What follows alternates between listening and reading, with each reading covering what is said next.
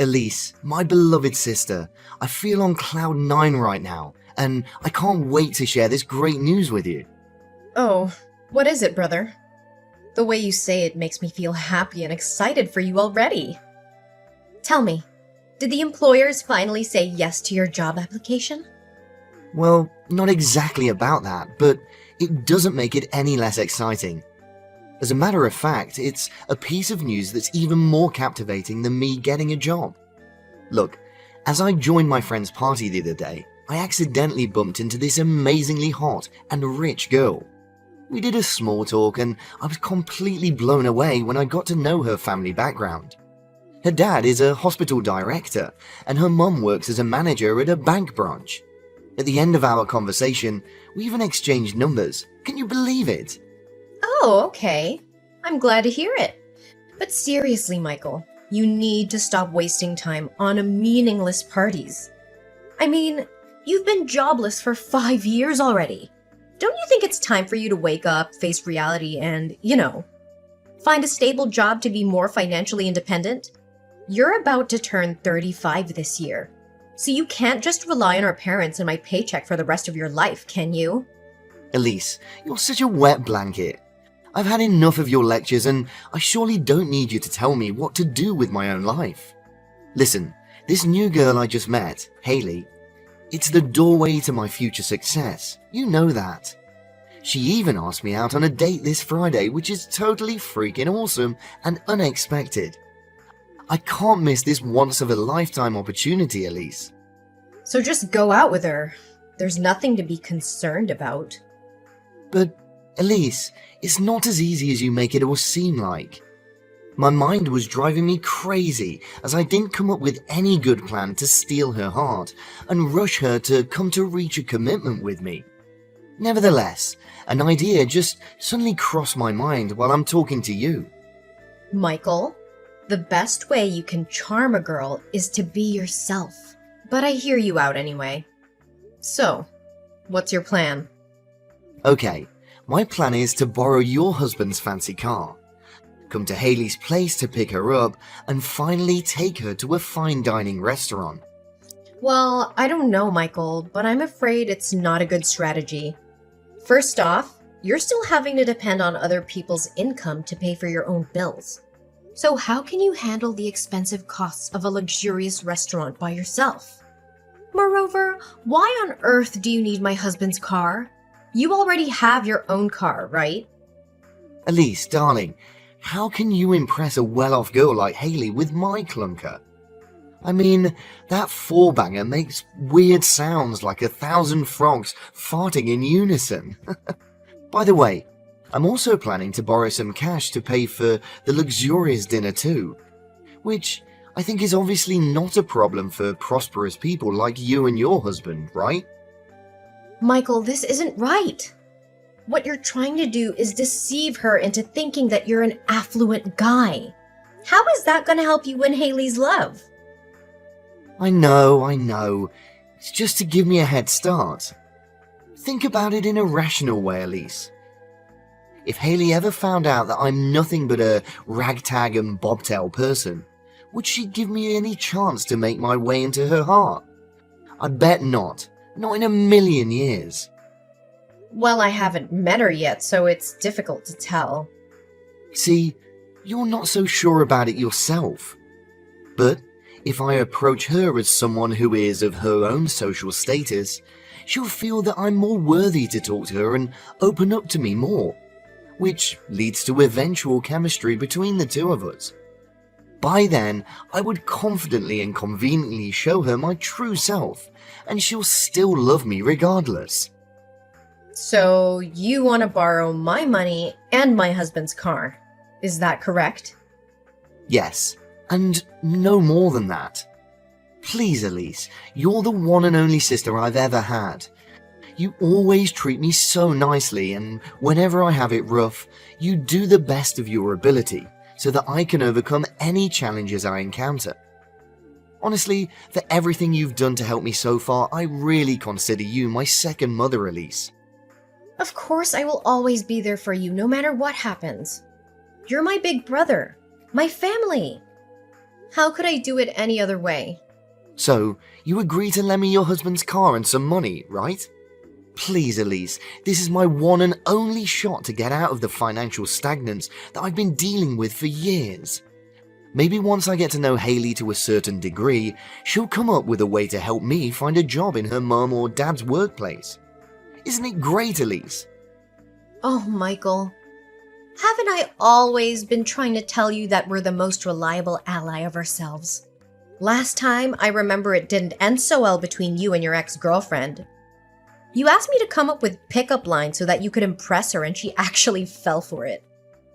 But when you guys actually met in person, you froze like a statue and you had nothing else to say other than complimenting her bum.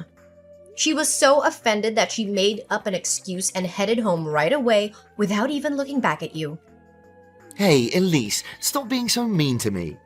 I thought we agreed on not reminding ourselves about it anymore. On the other hand, my flirting skills are getting better and better at incredible speed. That's why I'm pretty confident that I can make Hayley deeply fall in love with me in no time.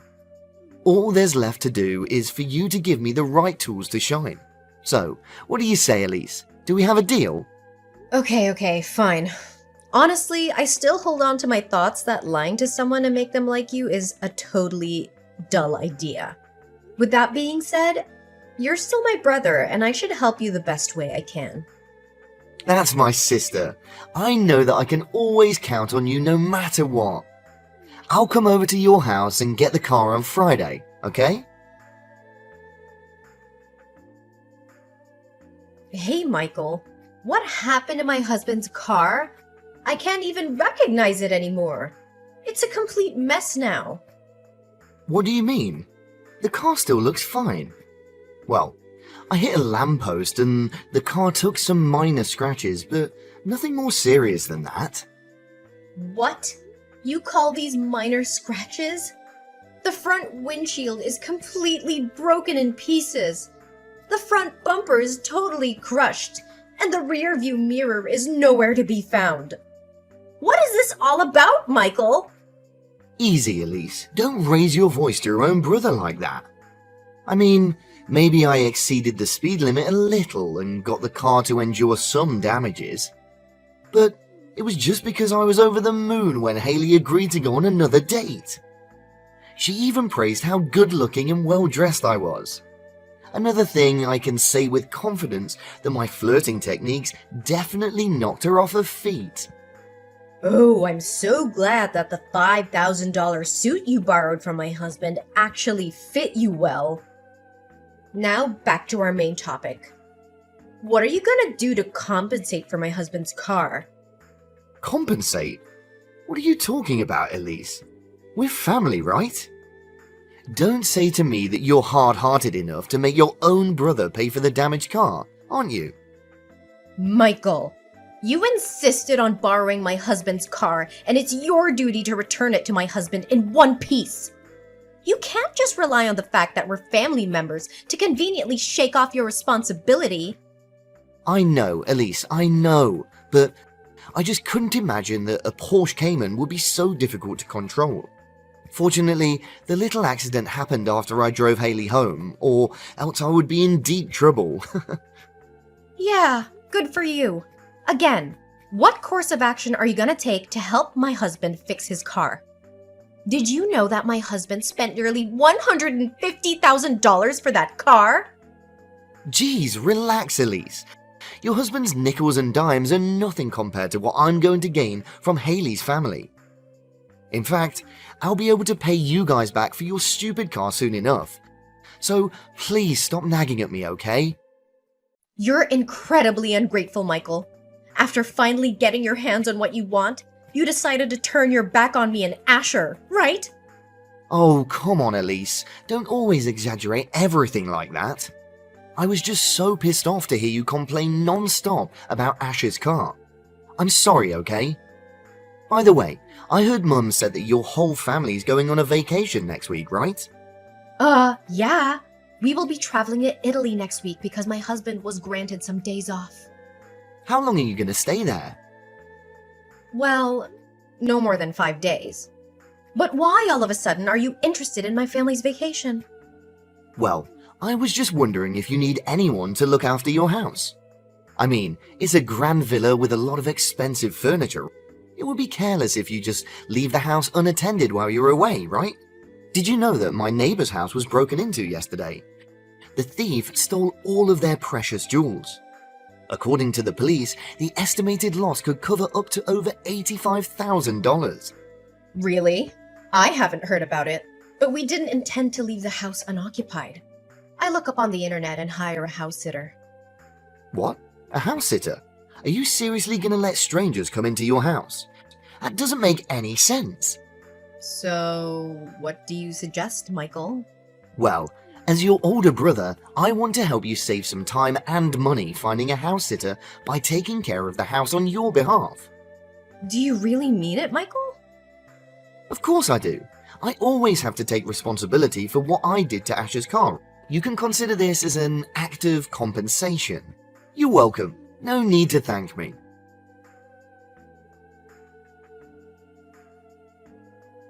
Michael, where are you? Michael! Answer me now! Oh, hey Elise. Have you already come back from your trip? Tell me, did you have a great time? I bet you did. I mean, if spending your husband's big money without having to lift a finger isn't the easiest thing in the world, then I don't have a clue what is. You know what? I am not amused by your mocking tone at all. How dare you ask me such a question? Yes, I was having the best time of my life until I got home and saw this disaster in my house. What have you done to our house, Michael? Well, I wouldn't say it's a disaster. I mean, the doormat was covered in some mud, the curtain rod did break and cause the curtains to fall out of the wall. Some of the paintings have holes on it. What else? Oh, maybe some antiques are a little misplaced. Oops, I also forgot to take the wall clock out of the bathtub. So you can help me take care of that. But overall, your house is still in good condition, just as before you left. Michael, you can't imagine how furious I am right now. What on earth did you actually do to turn our dream house into this waste yard? First, my husband's car. Now, our house? You're becoming impossible to put up with, Michael. Geez, calm down for a split second, will ya? Honestly, you should be thanking me for taking care of everything in your house without demanding a single penny. You would have to pay at least $500 for other people to come and watch over your place. Oh, should I bow down to express my gratitude? Yeah, you bet. I even made your house the most popular party spot in the neighborhood. It's a shame your family wasn't here to tune in with the excitement of the night. Man, it was wild, Elise. But the most important of it all is that I got Haley to come over, and we had a lot of fun. You did what? You threw a house party at my place without even asking for my permission firsthand? You know what? I cannot tolerate your lies and your awful behaviors any longer. This has to stop, and you have to be stopped. What are you saying, Elise? I'm so close to getting my hands on Haley's enormous family fortune. You can't just abandon me halfway like this. You know what? I even proposed to her during the party, and she said yes. That's kinda insane when you think about it. Oh, good for you. But are you aware of the fact that none of the things you said to her were true? What I'm trying to say is, everything you claimed that you own, including the clothes you wear, the car you drive, and the house in which you threw the party, belongs to me and my husband. You're doing nothing but deluding your girlfriend into believing that you're actually living a lavish lifestyle. Michael, I can say with certainty that it won't work out between you and your girlfriend. What do you mean by girlfriend? She's my fiancée now. However, we haven't officially engaged yet, so I still have one last favor to ask for. Elise, my loving sister, can you somehow make me, replace your husband's place at his company? I know that Ash is holding a key position which allows him to earn over $170,000 per year. If I'm not mistaken, he's the director, right? Michael, have you just lost your mind? How can you come up with such a ridiculous proposal? You borrowed my husband's car and clothes, our house, and now you even dare to ask to usurp his position at the workplace? Your pathological lying is totally incurable, Michael. Oh, come on, Elise. Just take a chill pill and hear the rest of my story, okay?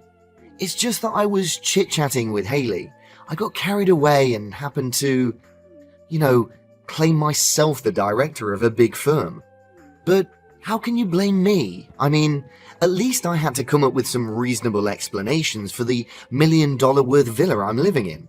Oh yeah, that's totally understandable. After that, regardless of how many times I tried to say no, Haley still insisted on paying a visit to my company. Elise, please sympathize with me. I'm sure that if you were in my position, you would be inclined to have come up with the same reason, right? Sure, but the difference between us is that I never lie and get myself into the same absurdity that you're dealing with right now. Look, why don't you just man up? Just this once and let Haley know the truth. Pfft, what are you even thinking about? I can't just blurt out saying that none of these things I told her about is accurate. It's no different than claiming myself a liar. So you're still conscious of the fact that you're a chronic liar, huh? I'm truly amazed by that. Look, all I need your husband to do is to pretend that I was in his position for one day. He'll become my assistant and tell me how to handle things. Just give me useful advice on how to maintain professionality. Oh, you can show up at the company and become my secretary as well, if you would like. The more the merrier, Michael, I'm warning you that your lies are pushing things way too far. If you don't stop before it's too late, everything will soon be out of control and you'll be facing unavoidably terrible consequences. I know. Just help me one last time, okay? Once my business is done, I won't bother you and your husband anymore. Fine. After all, you're my brother. How could I say no to you? Yes, I knew you would lower your ego and help your brother out. You never disappoint me, Elise. Elise, I thought you agreed to lend me a helping hand. What was that all about?